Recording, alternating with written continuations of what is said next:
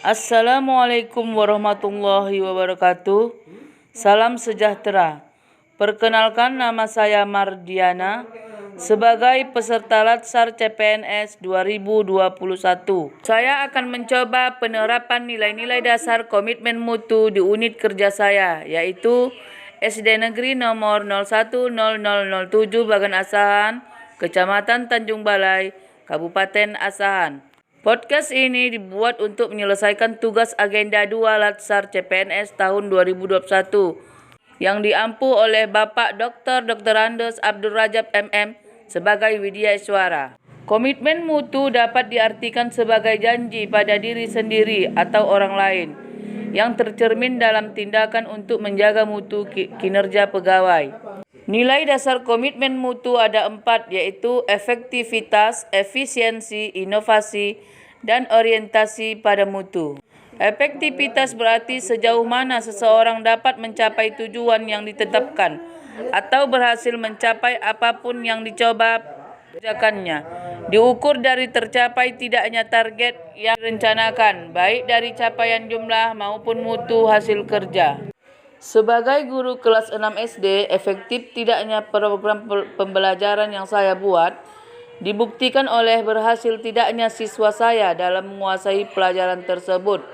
Dapat dilihat dari berapa banyak siswa yang lulus KKM, yang mampu menjawab soal-soal yang diberikan, dan antusias mereka dalam menerima pelajaran.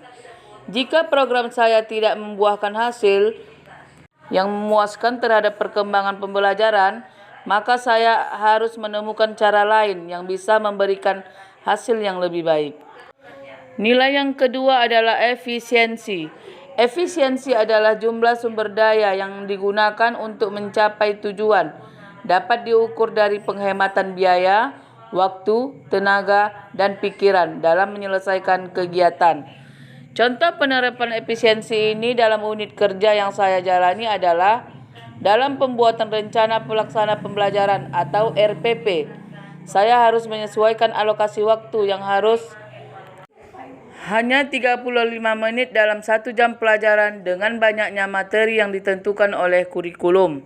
Nilai efisiensi diterapkan di sini, di mana saya harus menyesuaikan waktu, biaya untuk membuat media belajar, tenaga, dan pikiran untuk membantu siswa mencapai indikator pembelajarannya.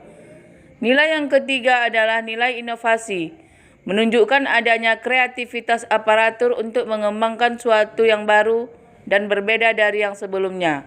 Menerapkan motivasi. Inovasi dalam tugas sebagai guru dapat dilakukan dengan cara menciptakan ide atau gagasan baru, baik dalam strategi, metode, pendekatan, maupun media yang digunakan, guna semakin membangkitkan minat dan semangat siswa dalam belajar, sehingga tujuan pembelajaran dapat tercapai. Dan nilai yang terakhir adalah orientasi mutu. Mutu sendiri mencerminkan nilai keunggulan dari jasa yang diberikan kepada pelanggan. Dalam hal ini, masyarakat sesuai dengan kebutuhan dan keinginannya, bahkan melampaui harapannya. Artinya, orientasi mutu berfokus pada perbaikan pelayanan yang harus dilakukan aparatur kepada masyarakat. Sebagai seorang guru, marilah kita tetap menjaga mutu kita dengan senantiasa disiplin tugas, mampu menjadi teladan baik, khususnya pada siswa kita, dan mari terus belajar serta mengupgrade kompetensi kita dalam mengajar, dengan tetap berpegang kepada peraturan yang berlaku. Demikianlah yang dapat saya jabarkan. Sekian dan terima kasih.